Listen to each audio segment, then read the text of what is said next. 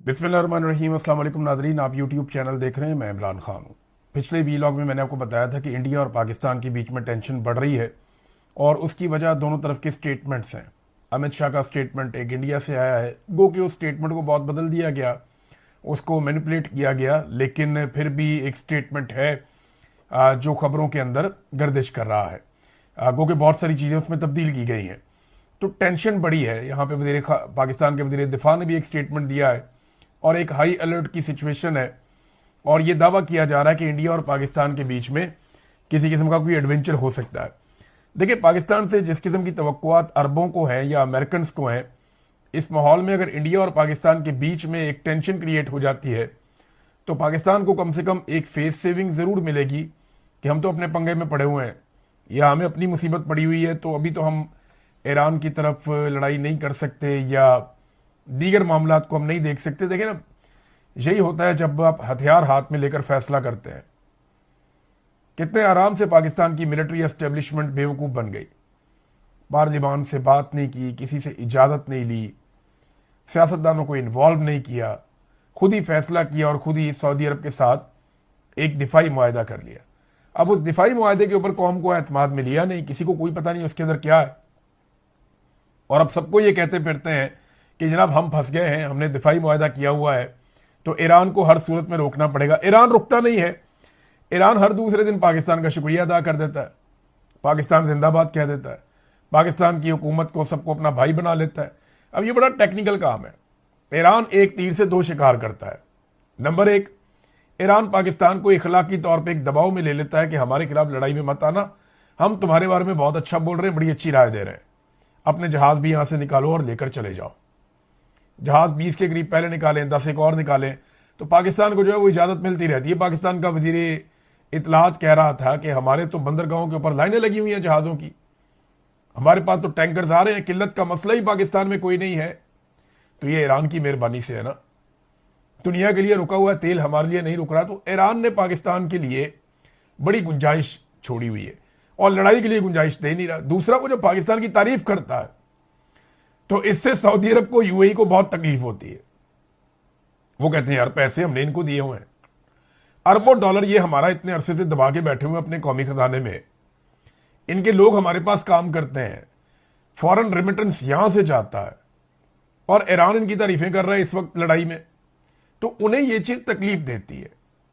और इसी तरह अमेरिका को भी, डोनाल्ड ट्रंप ने तो, माई फेवरेट फील्ड मार्शल वो तो आसिम मुनीर है, और शहबाज शरीफ जो है उनका बेहतरीन खूबसूरत टॉय है जिसको वो बहुत इंजॉय करते हैं। तो इस तरह के लोगों को फिर तकलीफ तो होती है कि जनाब वो इसकी तारीफें किस चक्कर में करें। देखें, कोई अगर दुश्मन तारीफ करे ना किसी दोस्त की, तो उस दोस्त से भी गिले शिकवे शुरू हो जाते हैं। ह्यूमन साइकी है। भारत, ये ईरान एक तीर से दो शिकार करता है। भारत ने 7 साल के बाद, यानी 2019 में भारत ने ईरान से तेल खरीदना, गैस खरीदना ये बंद कर दिया था। वो इसलिए बंद कर दिया था कि आलमी सतह पे पाबंदियां लग गई थी और अमेरिका ने मना कर दिया था। लेकिन अभी अमेरिका के साथ इस वक्त ईरान की जंग चल रही है और तेल के रास्ते बंद हैं। भारत को अपनी जरूरियात पूरी करनी है, तो भारत ने अपनी एक पॉलिसी बनाई है बड़ी शानदार कि वो अपनी आवाम के मफाद में फैसला करता है। वो नहीं देखता कि अमेरिका क्या कहेगा तो मोदी की हुकूमत गिरा देगा, वो नहीं देखता कि बरतानिया क्या कहेगा, यूरोप क्या कहेगा, रशिया क्या कहेगा। वो अपना फैसला करते हैं। वो रशिया से भी तेल लेते हैं, सस्ता तेल लेते हैं। पाकिस्तान के पास मौका था, हमारे जर्नैलों ने रजीम चेंज कर दिया पकड़ के। उन्होंने जंग के इस माहौल में लेना शुरू कर दिया तेल और गैस ईरान से। ये खबर आई हुई है और बेंगलोर में जहाज पहुंच गया 7 साल के बाद। 2019 में अमेरिकी पाबंदियों के बाद उन्होंने ये मामला खत्म किया था, लेकिन इस वक्त इंडिया एक मरतबा फिर ईरान से तेल और गैस खरीद रहा है। तो देखें, ये तो ईरान की बड़ी कामयाबी है। तो पाकिस्तान क्यों नहीं खरीद रहा? सवाल तो ये पैदा होता है। यानी पाकिस्तानी हुकूमत और पाकिस्तानी जर्नैल डोनाल्ड ट्रंप के पसंदीदा है, तो इनको भी इजाजत दे देना कि ईरान से खरीद लें। पाकिस्तान क्यों नहीं खरीद रहा और क्यों अनाउंसमेंट नहीं कर रहा उसकी? हालांकि यह बड़ा मार्जिन पाकिस्तान को मिला है। पाकिस्तान में तो तेल की रेल पेल होनी चाहिए, किल्लत ही नहीं है वो कहते हैं। देखिए, अगर पाकिस्तान में वजीर इतलात की आप बात मान लें कि तेल की किल्लत नहीं है, तो एक सवाल पैदा होता है बड़ा कॉमन सेंस का, फिर बच्चों को स्कूल बंद क्यों किए आपने? तेल महंगा होने पे तो स्कूल बंद नहीं होते ना, किल्लत होने पे स्कूल बंद होते हैं। आपने बच्चों के स्कूल क्यों बंद किए अगर तेल की किल्लत नहीं है? तो अगर तेल की किल्लत नहीं है तो आपने पीएसएल के मैचेस के अंदर से तमाशाइयों को कहां गायब कर दिया? अगर तेल की किल्लत नहीं है तो आपने ये सारे ड्रामे पाकिस्तान में क्यों किए? और कीमत को भी पूरी दुनिया में सबसे ज्यादा बढ़ा दिया, दुनिया में एक नया वर्ल्ड रिकॉर्ड लगा दिया पकड़ के। ये तो पीएमएलएन के लोगों ने और बाकी सब ने इनको बताया कि बहुत जूतियां पड़ेंगी अवाम के अंदर जाएंगे, तो अव्वल तो इन्होंने जाना ही नहीं, अवाम से वोट ही नहीं लेना। लेकिन ये 80 रुपए का लेवी वाला जो ड्रामा इन्होंने किया है, तो बाकी जो 80 रुपए बकाया है वो लेवी किसने लगाई है? कोई इसराइली वज़ीर आज़म ने लगाई है। राना सनाउल्लाह ने स्टेटमेंट दिया था ना, राना सनाउल्लाह ने कहा जी एहतजाज करना है तो इसराइली वज़ीर आज़म के खिलाफ करें, हमारी हुकूमत के खिलाफ ना करें, हमने तेल महंगा नहीं किया। तो क्या पाकिस्तान में तेल महंगा नेतन्याहू करता है? पाकिस्तान में तेल महंगा करने के फैसले नेतन्याहू करता है? और इसराइली वज़ीर आज़म के खिलाफ क्यों एहतजाज करें? अमरीकी सदर का आपने मशवरा क्यों नहीं दिया? असल में तो जंग अमरीकी सदर ने शुरू किया। इसराइल का बस चलता वो तो 10 साल पहले कर देता, 20 साल पहले कर देता। तो इसराइल तो अमेरिका को लाना चाह रहा था बीच में, तो डोनाल्ड ट्रंप ने जंग शुरू की। डोनाल्ड ट्रंप के खिलाफ एक लफ्ज नहीं बोलते पाकिस्तानी बुजरा। इसराइली वज़ीर आज़म के खिलाफ एहतजाज करो, और पाकिस्तान में एहतजाज करने के लिए छोड़ते किसको हैं? वो तहरीक लब्बैक वाले इसराइल के खिलाफ ही निकले थे ना, वहां कत्लेआम कर दिया मुरीदके में। इससे पहले जब जब कोई निकला इसराइल के खिलाफ एहतजाज करने के लिए, इस हुकूमत ने छोड़ा किसी को नहीं। इसराइली अखबारात ने लिखा कि जब से आसिम मुनीर साहब आए इसराइल बड़ा राजी है। पाकिस्तान के अंदर उन्होंने ताकत से कुचल दिया हर उस एहतजाज को जो इसराइल के खिलाफ या फलस्तीनियों के हक में हुआ। ये इसराइली अखबारात ने लिखा, मैं तो नहीं कह रहा। भारत ले रहा है ईरान से तेल गैस, पाकिस्तान जो है वो कह रहा है जी हमारी तो लाइनें लगी हुई है और तमाशा देख रहा है। पाकिस्तान को भी लेना चाहिए, साबित करना चाहिए कि हम एक आजाद मुल्क है, साबित करना चाहिए कि हम खुद मुख्तार मुल्क है, अपनी पॉलिसी खुद बना सकते हैं। नादरीन, एक खबर आई है लेकिन अभी इसकी तस्दीक नहीं हो रही, मगर अमेरिका में यह डिबेट शुरू हो गई है कि डोनाल्ड ट्रंप का मुआखजा किया जाए, यानी उसकी इंपीचमेंट की जाए। और डोनाल्ड ट्रंप ने खुद भी ये कहा था कि मुझे इंपीच किया जाएगा, वक्त आएगा जब मुझे इंपीच कर दिया जाएगा। और मिड टर्म इलेक्शन अगर डोनाल्ड ट्रंप हार जाता है तो यह सूरत हाल बहुत तेजी से उस तरफ जाएगी। डोनाल्ड ट्रंप को नजर आ रहा है कि उसकी इंपीचमेंट पक्की है, यानी उसका मुआखजा किया जाएगा कानूनी तरीकाकार के मुताबिक, इसको सदारत के ओहदे से हटाया जाए। ये कंटिन्यू नहीं कर सकता, इसने काफी तबाही की है और ऐसी पॉलिसियां लेके आया जिससे अमेरिकन तशख्खुस भी बर्बाद हुआ है। तो एक प्रेशर तो है डोनाल्ड ट्रंप पे, और प्रेशर के इस माहौल में एक खबर आती है। खबर यह आती है कि डोनाल्ड ट्रंप को वॉल्टर रीड हॉस्पिटल में शिफ्ट किया गया। अब पता नहीं क्या हुआ, कुछ लोग कहते हैं मर गए, कुछ कहते हैं बीमार हो गए, कुछ कहते हैं ये हो गया, लेकिन व्हाइट हाउस ने उसकी तरदीद की है। देखिए, अमरीकी सदर अगर बीमार हो जाए या अमरीकी सदर अगर ढीला पड़ जाए या उसकी बॉडी लैंग्वेज गिर जाए तो फिर वो सुपर पावर तो ना रहा ना। तो अमेरिकन सदूर को अगर कोई छोटा मोटा प्रॉब्लम होता भी है तो वो उसको खुफिया रखते हैं, वो बताते नहीं है। अगर वाकई में डोनाल्ड ट्रंप हॉस्पिटल पहुंचे भी हैं, अव्वल तो वो तरदीद आ रही है ना, आप नहीं मान सकते, डोनाल्ड ट्रंप खुद भी सामने आ जाएंगे। अगर वो ठीक होंगे तो एक आधे दिन में सामने आ जाएंगे, बीमार भी होंगे तो एक आधे दिन में ठीक होकर सामने आ जाएंगे।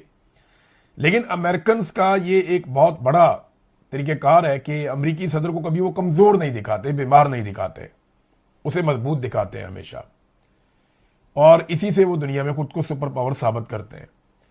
तो डोनाल्ड ट्रंप अगर वाकई हॉस्पिटल पहुंचा भी है तो ये खबर आपको बाहर नहीं मिलेगी।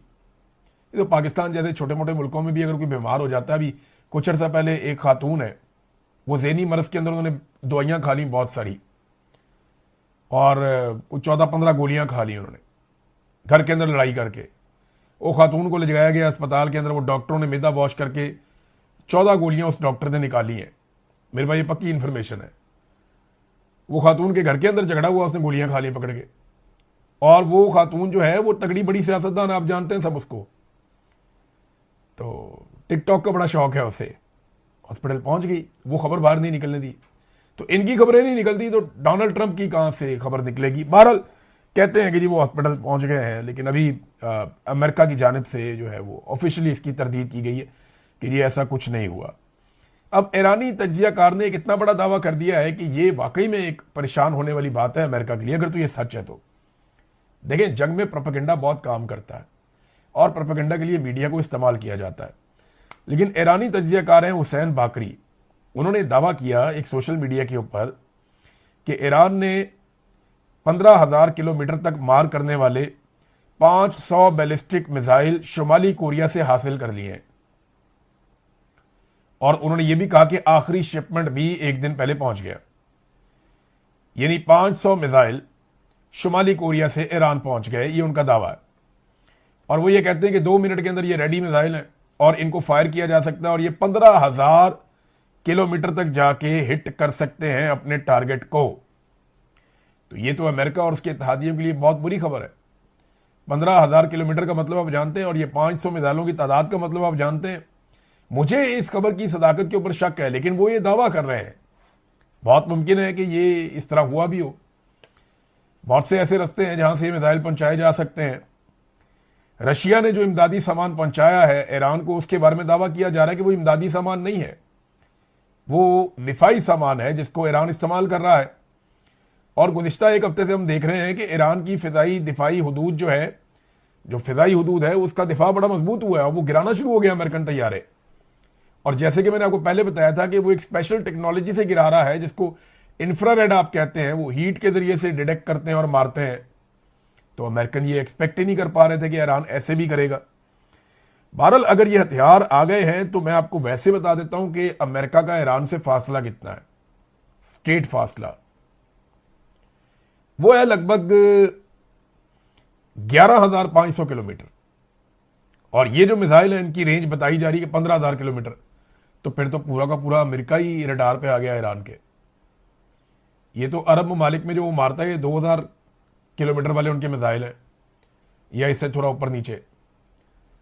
तो ये इसराइल तक चले जाते हैं। अभी इसराइली मीडिया ने दावा किया है कि ईरान के पास अभी भी 1,000 से ज्यादा ऐसे मिसाइल मौजूद हैं और ये बैलिस्टिक मिसाइल्स हैं जो इसराइल तक बड़े आराम से पहुंच सकते हैं और टारगेट को हिट कर सकते हैं। ये दावा किया गया है इसराइल की जानिब से। तो लुब्बे लुबाब ये है कि अगर ये बाकरी साहब की खबर सच है, जो तज्जियाकार हैं ईरानी, तो ये अमेरिका के लिए बहुत तशवीश की बात है। और डोनाल्ड ट्रंप का मामला यह है कि उन्होंने पहले 2 दिन का टाइम दिया, फिर 5 दिन का टाइम दिया और उसके बाद 10 दिन का टाइम दिया। और अब 10 दिन का टाइम खत्म होने में भी लगभग कुछ 36 घंटे रह गए। अब से चंद घंटे पहले जब मैं ये वीडियो रिकॉर्ड कर रहा हूं, डोनाल्ड ट्रंप ने अल्टीमेटम दिया कि 48 घंटों का अल्टीमेटम दे दिया कि जनाब शदीद तरीन हमले होंगे। फौजी और हथियार मिडल ईस्ट में बहुत बड़े पैमाने पर उन्होंने पहले ही पहुंचा दिए हैं। तो ट्रंप की ये जो स्टेटमेंट है कि अब बहुत शदीद हमले होने जा रहे हैं ईरान के ऊपर, इसकी तैयारियां, नेतन्याहू ने भी स्टेटमेंट दे दिया है। उसने भी कहा कि अब हम हमले करेंगे।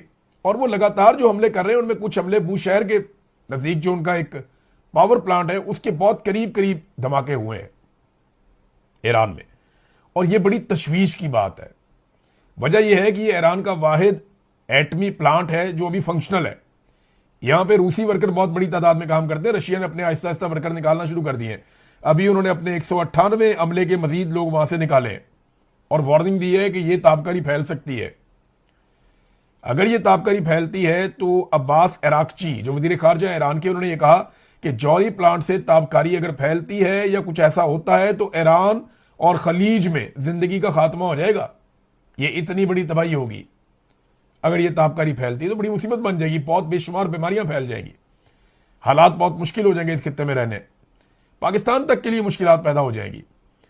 दूसरा, एक जो तर्जुमान है उनकी फौज के, उन्होंने भी स्टेटमेंट दिया। उन्होंने कहा अगर ये जंग बढ़ती है, जैसे कि ट्रंप कह रहा है 48 घंटे के बाद हम तनसीबात पे हमला करेंगे, क्योंकि पीट हेग्सेट जो ट्रंप का वजीर दिफा है उसने ये दावा किया और उसने ट्रंप को यह मशवरा दिया, और ये अमेरिकन मीडिया के ऊपर रिपोर्ट हो रहा है कि अमेरिका सीरियसली इस बात को अब दुरुस्त समझता है कि ईरान के इंफ्रास्ट्रक्चर को निशाना बनाना ठीक है।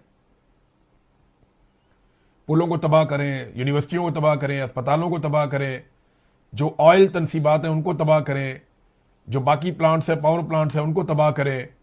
तो ईरान को पीछे पत्थर के जमाने में धकेल दें। लेकिन ईरान ये कहता है कि अगर जंग बढ़ी तो पूरा खित्ता इसराइल और अमेरिका के लिए जहन्नुम बन जाएगा, हम जहन्नुम के दरवाजे खोल देंगे, अगर हमारा कुछ नहीं बचेगा तो यहां भी कुछ नहीं बचेगा। तो ये अरब ममालिक के लिए एक बहुत बड़ी मुसीबत बन जाएगा। एक और ऐसी कार्रवाई हुई है जिससे ईरानी बहुत हैरान हो रहे हैं और उनके अंदर बड़ी तशवीश है। ईरान के अंदर वो ड्रोन मारते रहते हैं, गिराते रहते हैं, और वो देखते हैं जाके मलबे को कि ये किस चीज का मलबा है। जब भी ड्रोन गिरेगा तो उसका मलबा चेक करते हैं ना। तो 2 मरतबा ऐसा हुआ, एक मुशहर के नजदीक उसकी तस्वीरें भी आ गई हैं, और एक और जगह पे 2 ड्रोन ईरान ने ऐसे मारकर गिराए हैं जो विंग लॉन्ग 2 है। विंग लॉन्ग मैंने आपको बहुत पहले, आज से 2020 में या 21 में इसके ऊपर वीलॉग करके बताया था कि विंग लॉन्ग जो है ड्रोन्स, ये चाइना बनाता है। चैंगडून की जो कंपनी है वो बनाती है। वो तैयारे भी बनाते हैं, ड्रोन भी बनाते हैं। तो ये विंग लॉन्ग 2 जो ड्रोन है, ये चाइना का बनाया हुआ ड्रोन है। इसको दुनिया में बहुत सारे ममालिक इस्तेमाल करते हैं। बांग्लादेश भी करता है, पाकिस्तान भी करता है, यूएई भी करता है, सऊदी अरब भी करता है, और कुछ अफ्रीकी ममालिक है वो भी इसको इस्तेमाल करते हैं, उनको भी दिए हुए। और चाइना खुद इसको बनाता है, वो भी इस्तेमाल करता है। अब ईरान के अंदर यह तशवीश पाई जाती है कि वो कौन है जो ये ड्रोन हमारे ऊपर चला रहा है। देखिए, वो चाइना के साथ शेयर करेंगे इसका डाटा और ये दिखाएंगे, तो चाइना ये बता भी पाएगा कि ये वाला हमने ड्रोन किस मुल्क को बेचा था। अगर तो उसके ऊपर कोई नंबर या कोई चीज मौजूद है और चाइना के पास ट्रैकिंग का पूरा सिस्टम होगा, वो बता पाएगा कि ये यूएई को बेचा था, सऊदी अरब को बेचा था, या पाकिस्तान को बेचा था, या बांग्लादेश को बेचा था। लेकिन ये जो विंग लॉन्ग 2 दूसरी मरतबा ऐसा हुआ कि चाइनीज ड्रोन ईरानी सरजमीन पर आया और उसको वहां पे हिट किया गया। अब ईरान इसके बारे में जानना चाहता है कि वो कौन है जो इसराइल के साथ मिलकर हमारे साथ जंग कर रहा है और उसने चाइना का ड्रोन इस्तेमाल किया है। नादरीन, अमेरिकी पायलट की तलाश अभी भी जारी है ईरान में। वहां के जो ईरान के कबायली लोग हैं वो अमेरिकी फोर्सेस के लिए मुसीबत बने हुए हैं। वो हेलीकॉप्टरों के ऊपर जाते हैं, वो नीचे से फायरिंग करते हैं, उनको नुकसान पहुंचाते हैं, हेलीकॉप्टर डैमेज होकर वापस जाते हैं। तो वहां पे एक अलग ही जंग चल रही है। कबायली जो है वो उन्होंने जत्थे बना लिए, अपने ग्रुप बना लिए, और वो हर जगह अमेरिकन को मुकाबला कर रहे हैं। अमेरिकन वहां पे बमबारी कर रहे हैं। तो एक जंग के अंदर एक और जंग शुरू हो गई है उस पायलट की तलाश के लिए। अमेरिकन को इस बात का खतरा है कि वो पायलट अगर ईरान के हाथ लग जाएगा तो ईरान के हाथ एक तुर्क का पत्ता आ जाएगा और अमेरिका की आलमी सतह पे बड़ी शर्मिंदगी होगी। अमेरिका ने इससे पहले जो नुकसान हुआ, अपने कुछ लोग वहां से रेस्क्यू भी किए हैं। अमेरिका दुनिया में कहीं भी अपने लोगों को नहीं छोड़ता, लेकिन यहां पे एक बड़ा चैलेंज अभी तक खड़ा है। ये अमेरिकी रेस्क्यू टीमों के लिए ईरान के कबायली लोग मुसीबत बने हुए हैं। हेलीकॉप्टरों को नीचे से मार रहे हैं। पूरा जंग वाला माहौल उन्होंने वहां पे एक बनाया हुआ है। एक और चीज बड़ी इंपॉर्टेंट है, वो ये है कि अमेरिकी फौज ईरान में जमीन पर लड़ना नहीं चाह रही। वो नहीं चाहते कि ईरानी सरजमीन पे उतर के वो ईरान के साथ एक जंग में जाएं। अमेरिकी एस्टेब्लिशमेंट इस मामले पे 2 धड़ों में बटी हुई है। उसका नतीजा आपने देखा कि वहां पे आर्मी चीफ, बाकी जर्नैल बहुत सारे फारिग कर दिए गए, उनको हटा दिया गया, और वहां पे एक अजीबोगरीब तनाव का माहौल है। अमेरिका के अंदर भी, बाहर वो दलदल में फंसे हुए हैं। अमेरिका के अंदर बहुत सारे लोगों का या फौजियों का ये सोचना है कि नेतन्याहू की बातों में आके डोनाल्ड ट्रंप ने अमेरिकी फौज को और अमेरिका को एक अजीबोगरीब दलदल में फंसा दिया है जिससे निकलने का अब कोई रास्ता नहीं मिल रहा। और दूसरी तरफ डोनाल्ड ट्रंप और बाकी उनके हमायती वो ये समझते हैं कि अब लड़ाई अगर लंबी भी चलती है तो फेस सेविंग के बगैर हमने इसमें से नहीं निकलना। तो वो अब फौज को लेकर जाना चाहते हैं मजीद गहराई में कि जमीन पे उतरो और जाकर मुकाबला करो। ये मसला यहां पे अमेरिका के अंदर एक तनाव की सूरत इख्तियार कर गया है। 30, 32, 33 घंटे हो गए हैं अमेरिकन स्टेट डिपार्टमेंट की तरफ से कोई वाजे इस मामले के ऊपर कोई ब्रीफिंग भी नहीं आई। तो जब तक ब्रीफिंग नहीं आती तब तक हमें इंतजार करना पड़ेगा। मार्को रूबियो ने एक दावा किया कि कासिम सुलेमानी के रिश्तेदार पकड़े गए हैं और उनको पकड़ के अब आइस जो उनका महकमा है वो ले गया है, और वो कह रहे हैं जी वो हमारे मुल्क के खिलाफ है, हमारे मुल्क के खिलाफ बातें करते हैं, हमारे मुल्क के अंदर रहते हैं और अमेरिका को बड़ा शैतान कहते हैं। तो ये सारी चीजें उसने कहा जी हमने उनको पकड़ लिया है और हम इजाजत नहीं देंगे ऐसे लोगों को यहां रहने की। इसके ऊपर जो है ना वो एक स्टेटमेंट कासिम सुलेमानी की बेटी सामने आई, उन्होंने स्टेटमेंट दिया है। जनरल कासिम सुलेमानी की बेटी नरगस सुलेमानी ने कहा कि उनके वालिद के जिन रिश्तेदारों का दावा किया जा रहा है वो उनके खानदान के रुकन नहीं है और जिन अफराद के नाम लिए गए हैं वो किसी भी मारूफ रिश्तेदार से मुताबिकत नहीं रखते हैं, बहुत दूर दराज के कोई हों तो हों, हमारे कोई ऐसे रिश्तेदार नहीं है। उन्होंने कहा कि अगर आप कासिम सलमानी से या सलमानी खानदान से ताल्लुक रखने वालों को ढूंढना चाहते हैं तो जगरोस के पहाड़ों और लड़ कबाइल में तलाश करें, अमेरिका में नहीं। तो हमारे लोग तो यहीं पे हैं।